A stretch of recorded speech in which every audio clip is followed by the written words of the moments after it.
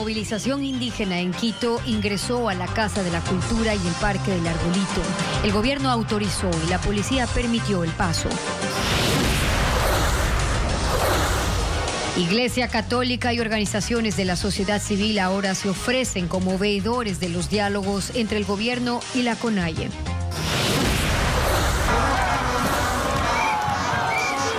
Miles de quiteños salieron a las calles para exigir el fin de la violencia en la movilización indígena y que se les permita trabajar.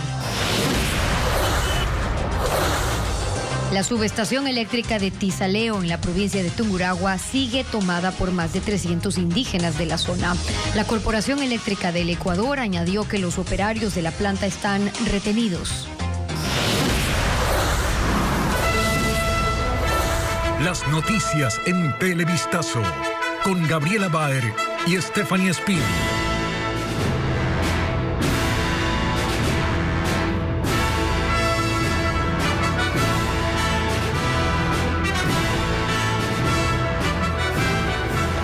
Amigos, les damos la bienvenida a esta emisión de Televistazo. Empezamos las noticias.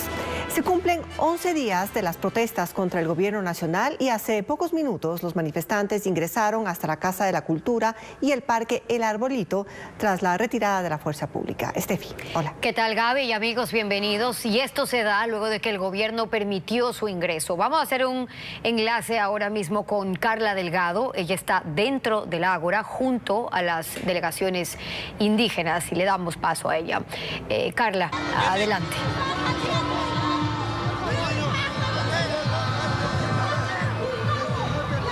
Así es, bueno, nosotros nos encontramos en la Casa de la Cultura. Finalmente las comunidades y pueblos indígenas han ingresado acá y en este momento estamos al lado. Leonidas, estamos en vivo. Esto es un triunfo, Leonidas, estamos en vivo. Bueno, en este momento es un poco difícil ingresar, compañeros, pero en todo caso les contamos que han ingresado hasta acá desde temprano, han hecho una marcha desde la Universidad Central y han llegado hasta acá. La marcha fue encabezada por mujeres indígenas. Nosotros quisimos hablar con el dirigente, pero obviamente por el contexto es difícil llegar. Nosotros intentaremos hablar con él más adelante, pero ustedes tienen información en estudio. Compañeros, vamos a llamar a la tranquilidad acá atrás, por favor. Compañeros, vamos a llamar a la tranquilidad. Por favor, compañeros, hay una delegación de la organización UNORCAN. El compañero presidente... En este momento, la dirigente de una de las comunidades indígenas está hablando y está pidiendo calma, porque vemos que la gente quiere ingresar, todos quieren subir a la tarima y ellos están pidiendo calma en este momento porque el presidente de la CONAIE, Leonidas Issa, se dirigirá hacia la gente que finalmente ha podido ingresar hasta acá a la Casa de la Cultura. Vimos que no hubo presencia policial militar de forma que ingresar. En este momento están pidiendo calma para que no hayan disturbios y el diálogo finalmente de Leonidas Issa se pueda escuchar. Gaby, nosotros iremos contigo en cuanto podamos acercarnos finalmente al dirigente indígena Leonidas Issa. Muchísimas gracias, Carla. Estaremos atentos. Es lo que pasa en los interiores de la Casa de la Cultura ecuatoriana. Una vez que los indígenas han logrado ingresar, estamos pendientes de que nuestra compañera Carla Delgado logre acercarse al dirigente indígena Leonidas Issa y captar sus declaraciones. Vamos ahora al Parque El Arbolito, en los exteriores de la Casa de la Cultura. Ahí está Francisco Garcés. En ese punto también se han congregado miembros de delegaciones indígenas. Francisco, ¿cuál es el ambiente ahí? Sí, Gaby, amigos, buenas tardes. Efectivamente nos encontramos sobre la avenida 12 de octubre junto al Parque del Arbolito y a pocos metros de la Casa de la Cultura. Son miles de indígenas que al mediodía hicieron dos marchas simultáneas. La una desde la Universidad Central del Ecuador hacia el lado occidental de esta región centro-norte de la capital y la otra desde la Universidad Politécnica Salesiana, justamente sobre la 12 de octubre más al norte norte del punto en el que nos encontramos. Las dos marchas llegaron simultáneamente al Parque del Arbolito y al mismo momento se presentó aquí el comandante de la policía, Fausto Salinas, quien dio la disposición a la policía de retirarse de este punto, replegarse hacia la Asamblea Nacional. Estamos viendo las imágenes de cómo las delegaciones indígenas encabezadas por el mismo presidente de la CONAIE, Leonidas Issa, marcharon hacia este punto después de acordar con la Policía Nacional y con el gobierno que se desalojaría la seguridad tanto de la Casa de la Cultura como del Parque del Arbolito para poder permitir el ingreso de las delegaciones indígenas a este parque, que es simbólico y que la CONAIE había pedido que se libere de seguridad para poder instalarse aquí y en la Casa de la Cultura. El gobierno nacional se pronunció y explicó cuál era la condición para dejar libre el Parque del Arbolito. Escuchemos al ministro de Gobierno, Francisco Jiménez. Este mensaje del gobierno nacional en aras del diálogo y de la paz tiene como único propósito que cesen los cierres de vías, las manifestaciones violentas y los ataques en distintos lugares de nuestro país, y exige como respuesta la libre movilidad de personas y de bienes, especialmente alimentos y medicinas, y que la protesta social se realice dentro del marco de la ley. Sepan que el gobierno los ha escuchado y está dando todos los pasos para que sus voces y sus manifestaciones se concreten en soluciones efectivas y definitivas. Invitamos una vez más a iniciar de manera inmediata el diálogo que nos lleve a dar respuesta sin dilaciones a las aspiraciones de paz y prosperidad que todos los ecuatorianos esperamos. En este momento, aquí en el Parque del Arbolito, una delegación de las organizaciones indígenas se está posicionando hacia el lado sur del Parque del Arbolito, específicamente a una cuadra del ingreso a la Asamblea Nacional.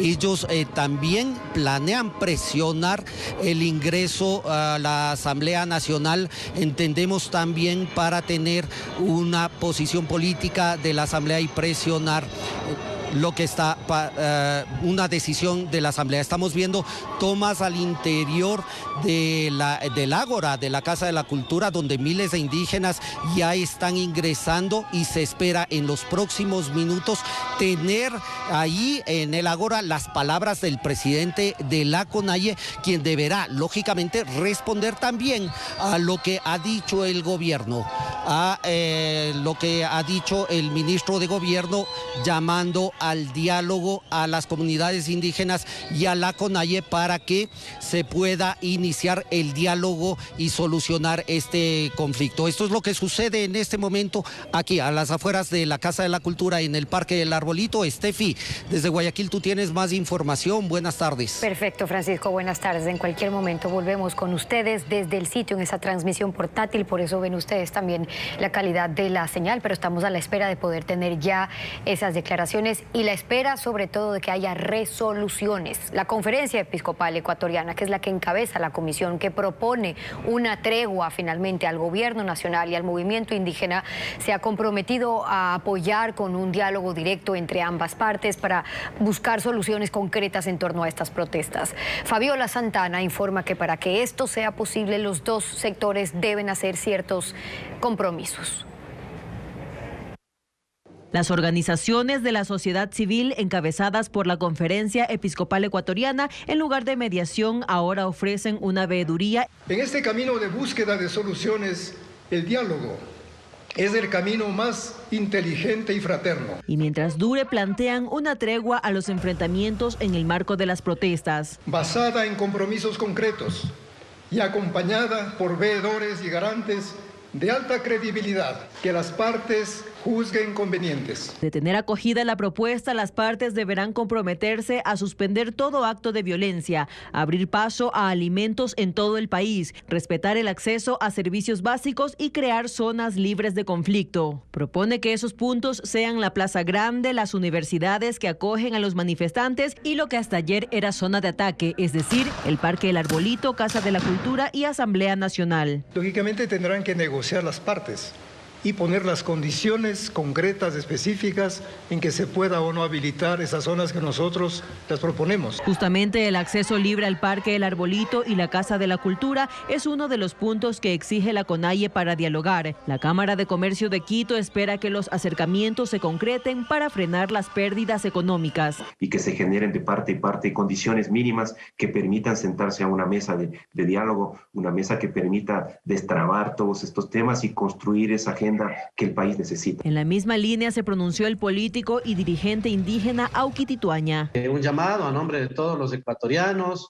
Queremos la recuperación de la democracia, de la institucionalidad, de la paz. Y pienso que si hay voluntad, se puede lograr buenos resultados. La conferencia episcopal entregaría la propuesta oficial al gobierno y la CONAIE en las próximas horas. Ahora vamos a ver qué ocurrió la noche y tarde de este miércoles en Quito, pues se registró una gran caravana por la paz. Ciudadanos se autoconvocaron para exigir que se concrete el diálogo entre manifestantes y el gobierno y se ponga fin a las paralizaciones. Carla Delgado nos amplía.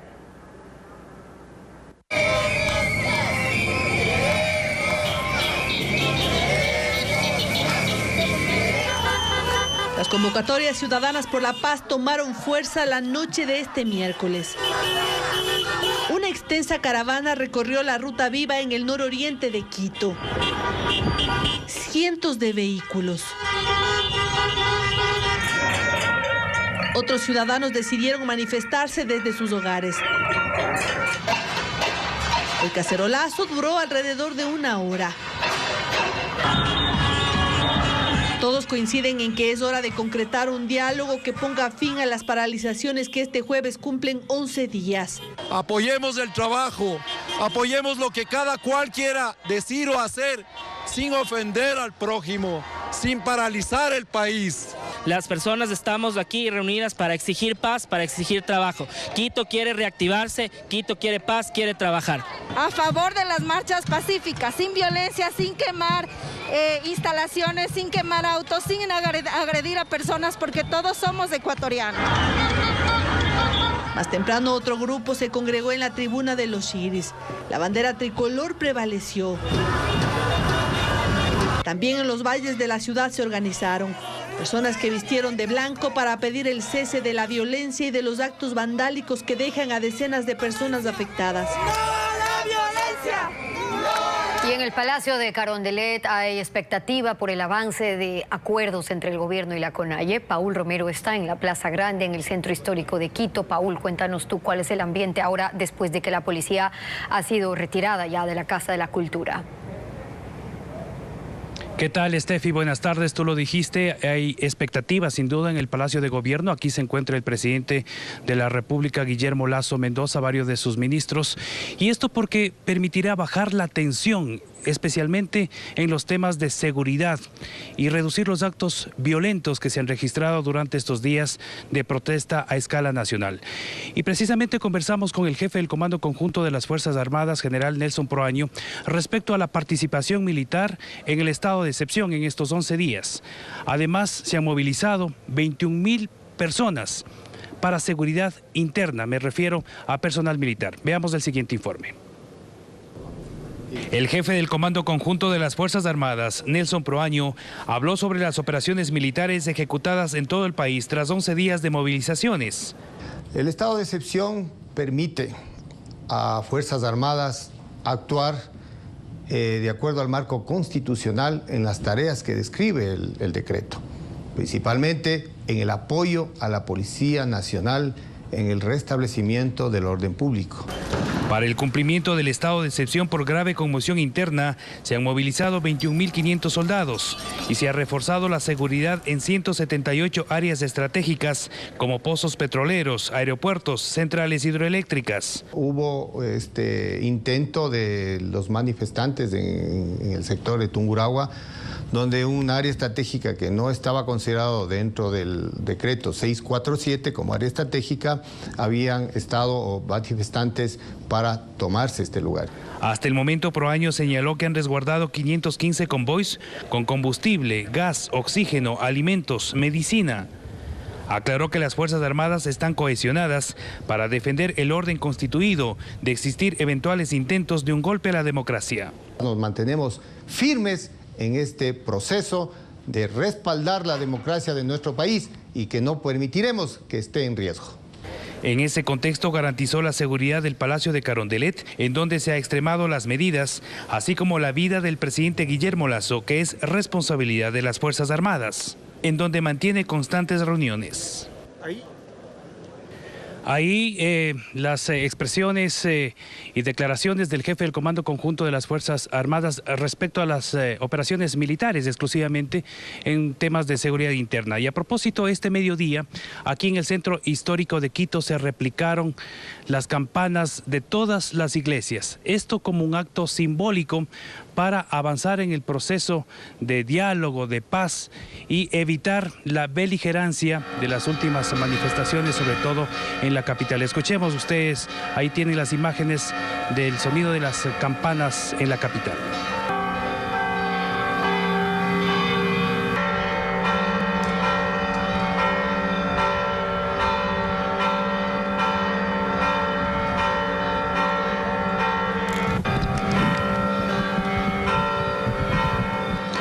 Fue un acto simbólico, sin duda, como una manifestación y un llamado al diálogo, al encuentro, en este caso con todos los sectores entre el gobierno, la CONAIE y las organizaciones sociales movilizadas. Este es el informe, Gaby, buenas tardes. Paul, muchísimas gracias por ese informe desde el centro de Quito. Y el comandante general de la policía, Fausto Salinas, se pronunció ante los hechos violentos durante las jornadas de protestas. Salinas indicó que habría células terroristas y políticos financiando estos actos vandálicos y desmanes en varias ciudades del país. Incluso buscan desestabilizar al gobierno nacional. Bueno, nosotros tenemos ya algunas fotografías en las cuales miramos a personas vinculadas, no solamente miembros de algunas organizaciones, sino también figuras públicas que en determinado momento lo manifestaremos y expondremos, porque no es posible que se auspicie la violencia de ningún lugar. ¿Hay políticos que intervienen en las protestas? ¿A eso se refiere cuando dice personajes públicos, general? Así es, desde políticos hasta personajes públicos que participan en las protestas, pero también identificaremos si ellos tienen alguna conexión con los financiamientos irregulares. Nosotros no creemos que una función política debe auspiciar ningún tipo de violencia, peor aún cuando se busca desestabilizar al gobierno.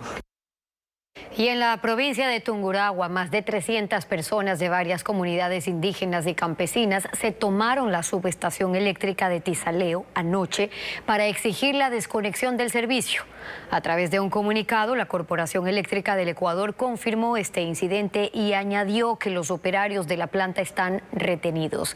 Esta subestación es fundamental, ya que es parte del sistema de transmisión de alta tensión que lleva energía de la central hidroeléctrica Coca-Codo-Sinclair hasta la subestación de Chorrillos en Guayaquil.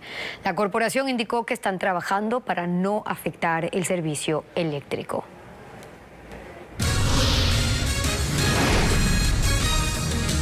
Vamos a la pausa y al regresar, se agrava el desabastecimiento de víveres en 4 provincias de la Sierra Centro tras 11 días de protesta.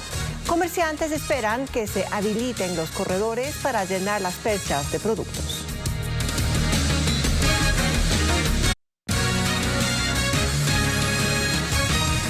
Más noticias a esta hora. El desabastecimiento de productos se agrava en ciudades de la Sierra Norte y Centro, donde los supermercados muestran ya sus perchas vacías y la escasez de productos de primera necesidad es evidente. Desde el sector privado esperan que se habiliten corredores humanitarios para poder transportar la carga que sigue represada por este bloqueo de las vías, como nos informa ahora William Young. Son 11 días de protestas y sus efectos ya se ven en las perchas de los supermercados. La escasez de productos afecta principalmente a las provincias de Imbabura, Cotopaxi, Tungurahua y Chimborazo. A ciudades como Riobamba ya no llegan los camiones con víveres. Algunas cadenas comerciales venden lo poco que tienen en reserva y eso solo aguantará unos días. Principalmente lo que es legumbres, hortalizas, frutas, etcétera. Adicionalmente, lógicamente, productos de primera necesidad hoy en día están totalmente agotados y nuestras perchas se encuentran desabastecidas. Los usuarios recorren por horas el cantón para tratar de abastecerse. No sé cuánto tiempo más se pueda soportar en esta situación, ¿no? No hay productos, está escaso todo y la situación ahorita estamos ya complicados porque no hay dinero tampoco. El bloqueo de las vías que conectan sus centros de distribución con las demás ciudades de la Sierra es el principal problema. Por eso esperan que no tarde más la habilitación de pasos seguros en una especie de corredores humanitarios. Donde podemos enviar convoyes, estamos organizados para todo, está listo para que se genere esos convoyes en rutas protegidas. Un problema que se va extendiendo a supermercados de la costa, como el de Nelson Oñate en San Borondón, Guayas, que están comprando víveres a Perú porque desde la sierra no les llega nada. Para poder atender a nuestro cliente, pero ciertos productos no podemos conseguir y no tenemos. Un sector comercial que día a día tiene millonarias pérdidas. Preocupación en el norte de Quito por un desabastecimiento de gas y el incremento en el valor del cilindro. La adulteración del precio de este insumo podría tener una multa de hasta $20.000. Alex Pila nos preparó un informe. Escuchemos. Muy buenas tardes. La protesta social ha pasado factura y eso se ha visto reflejado en un desabastecimiento de gas en el sector de Marianitas de Calderón, en el norte de Quito, en donde sus habitantes llevan más de una semana sin el producto y han tenido que pernoctar en los exteriores de una distribuidora de gas donde se registran largas filas. Estamos aquí desde la madrugada, ya como 4 días seguidos, tratando de conseguir el gas. Como dice el vecino, no nos atienden, nadie sale a decirnos absolutamente nada. El problema se habría agudizado porque según los habitantes, los camiones que distribuyen los cilindros de gas los venden entre 5, 10 y hasta en $20, cuando su precio en las distribuidoras es de $1.60. Y ahora que venga a costar un tanque de gas $10, ¿de dónde se va a sacar? Es verdad que trabajamos, es verdad que hacemos las cosas, pero ¿de dónde vamos a sacar? A mí me dijeron, véndame un cilindro de gas en mi barrio, que es el Nuevo Amanecer, me dijeron $5. Piden más controles e información para poder adquirir los cilindros de gas al precio establecido. Gracias por ese reporte. La Asamblea Nacional insistirá en convocar a un diálogo entre el gobierno y los manifestantes, aunque el tema se debió tratar el lunes en la sesión de este jueves. Lo que se espera es poder conocer avances y cuáles serían las nuevas propuestas para encontrar acuerdos. Nos informa ahora Patricio Díaz. La Asamblea tratará las posibilidades de diálogo entre manifestantes y gobierno. A pesar de la negativa de la CONAIE, ellos insistirán y esta tarde tienen como único punto del orden del día la convocatoria a una mesa de diálogo. Esto dependerá también de la voluntad política de los 137 legisladores que busquen justamente esa línea de diálogo, más no la inestabilidad. Lo necesario en este momento para el diálogo fundamental que se tenga que hacer en relación para que el país no esté paralizado. El tema debió haberse tratado el lunes. Esta será la continuación de esa sesión. En la resolución aprobada ese día se convocó a quienes podían ser mediadores, se reunieron con las autoridades legislativas, pero ellos ya habían anunciado junto a otras 300 organizaciones su propia propuesta. Ciertos líderes que están en la asamblea representando al sector indígena deberían ser ellos los enlaces directos, porque ellos están con sus organizaciones y al mismo tiempo están con el legislativo para propiciar este entendimiento. Pero vuelvo a insistir, lo veo bastante difícil porque hace rato perdieron credibilidad. Desde Pachacutic dicen que la CONAIE ha abierto el diálogo, pero no con mediadores, sino con veedores.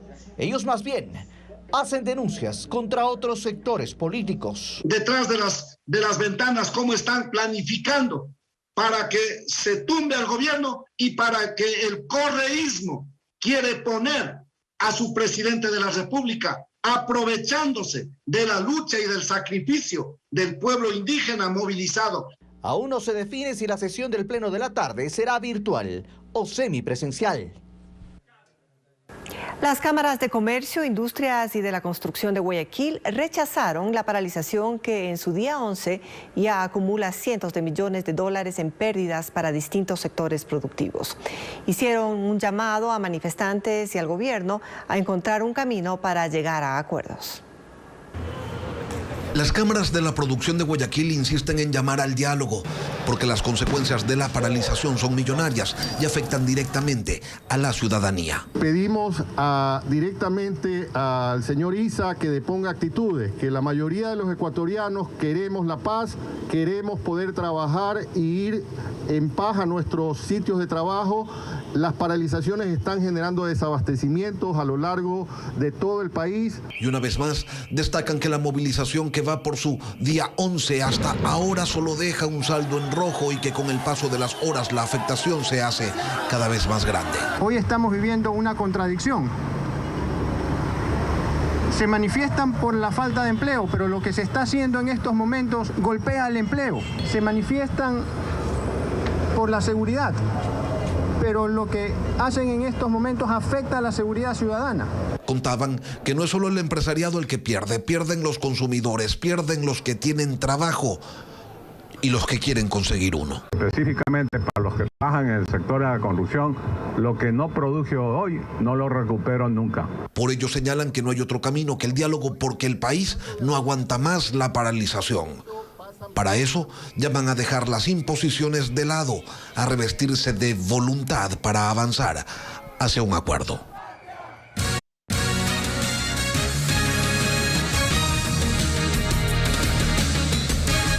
Las muertes violentas en Guayaquil, Durán y San Borondón, que comprenden la zona 8, suman 662 crímenes.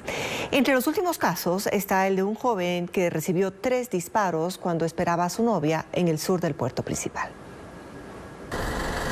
La violencia criminal no se detiene en Guayaquil. Anoche, las calles del sur se convirtieron en escenario de 2 asesinatos. El primero ocurrió en la cooperativa Nelson Mandela de la Isla Trinitaria.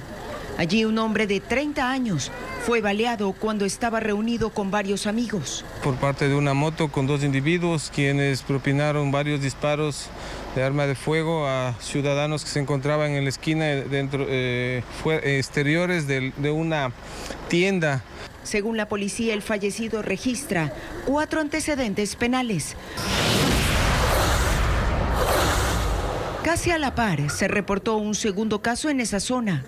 2 sujetos en moto interceptaron y le dispararon a Julio Quiñones, de 29 años, cuando estaba en la cooperativa Esmeraldas Chiquita. Un ciudadano quien se encontraba a la espera de que su enamorada comprara un poco de comida fue interceptado por 2 individuos, al parecer una motocicleta, y procedieron a realizar varios disparos. Pero horas antes, durante la tarde, en el norte del puerto principal, una ráfaga de tiros alarmó a quienes transitaban por el kilómetro 10,5 de la vía Daule. Al pie de una gasolinera, sujetos dispararon contra 2 hombres que estaban dentro de un auto negro. Hay 2 personas con impactos de proyectiles, una persona ya fallecida y otra persona que se encontraba herida.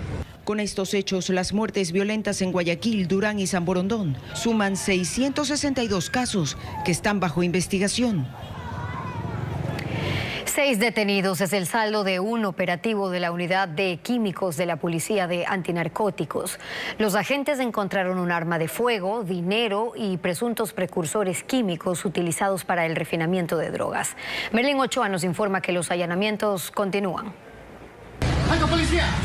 El operativo arrancó en la madrugada de este jueves en 4 sectores de Guayaquil.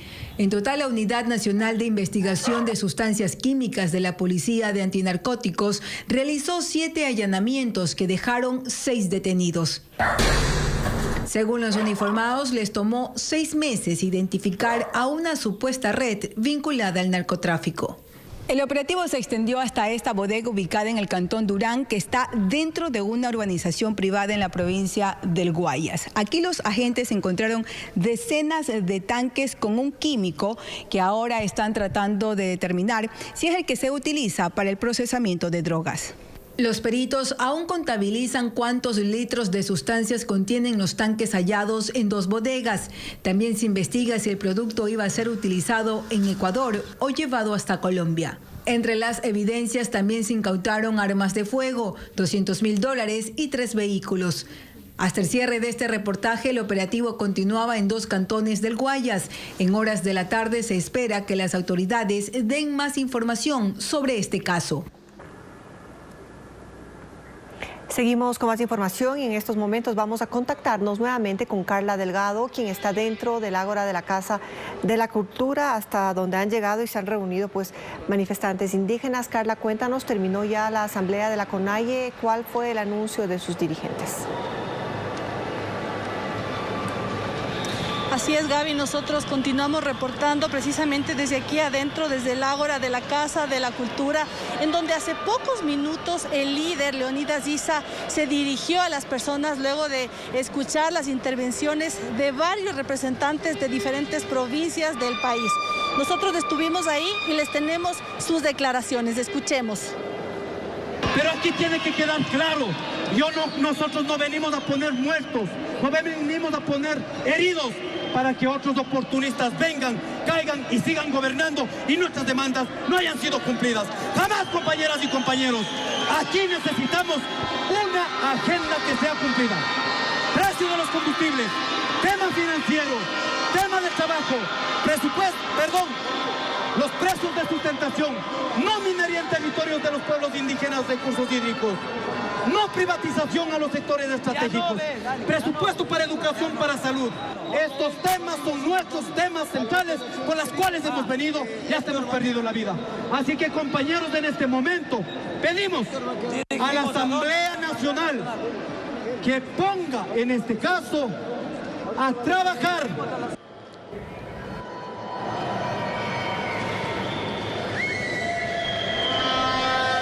Así es, ustedes lo han escuchado, él pide a la Asamblea que pueda tratar estos 10 puntos y ha sido tajante y ha dicho definitivamente que estos 10 puntos deben ser acertados por el gobierno para iniciar un diálogo y para que estas manifestaciones y esta paralización se termine. Él ha dicho además que el principal triunfo de la CONAIE ha sido precisamente ingresar. Ellos hicieron su ingreso aproximadamente a la 1 de la tarde y ellos dicen que este es un ícono de lucha. En este momento ellos están encabezando una caravana, han dicho que se van a dirigir a la Asamblea Nacional. Como vemos, la caravana es bastante numerosa y han dicho que la marcha va a seguir durante su segundo día de manera pacífica. Hemos visto también que no hay presencia policial y militar, lo que ha facilitado el paso para que ellos puedan llegar hasta la Asamblea. Nosotros continuaremos en este punto estratégico, como lo han mencionado, para la CONAIE y los dirigentes indígenas, pero ustedes continúan con más información en estudio. Gracias, Carla, estamos pendientes de eso. Y ahora les contamos que las autoridades aclararon la muerte de un hombre de 38 años cuyo cuerpo apareció en una carretera de Azuay. Tras este hallazgo, un grupo de manifestantes había denunciado que el deceso habría sido consecuencia de las protestas. Sin embargo, el fiscal provincial indicó que esta muerte ocurrió por una enfermedad crónica que padecía. Tras la confusa muerte de Marcelino Villa, de 38 años, las autoridades hicieron públicos los resultados de su autopsia, en los que se determinó que su deceso ocurrió por causas naturales, debido a una enfermedad que padecía desde hace varios años, y no como denunciaban comuneros, de que su deceso fue por los enfrentamientos con la policía. El señor murió por las protestas, no murió por ninguna otra cosa. El cuerpo de Villa apareció la mañana del miércoles en el sector de la Y de Tarqui, una parroquia en el sur de Cuenca. Esto luego de que los uniformados intentaran dar paso en la madrugada a un convoy con alimentos por la vía Cuenca-Girón Pasaje, en medio de las protestas. Los agentes acudieron al sitio para levantar el cadáver, pero un grupo de personas impidió el respectivo procedimiento. Yo quiero dejar en claro para el conocimiento de la ciudadanía que la causa de la muerte del ciudadano José Marcelino Villa Romero es justamente una muerte natural debido a su consumo de alcohol, a una cirrosis hepática que él tenía y que devino en su fallecimiento. Asimismo, el fiscal provincial Leonardo Amoroso indicó que no se descarta la posibilidad de que la escena pudo haber sido alterada por los manifestantes. Fue posiblemente alterada a fin de dar esa idea de que el señor falleció por un impacto de un proyectil y a consecuencia de las manifestaciones. El funcionario añadió también que la familia de Villa puede realizar de manera particular una segunda autopsia para confirmar el informe legista de la Fiscalía.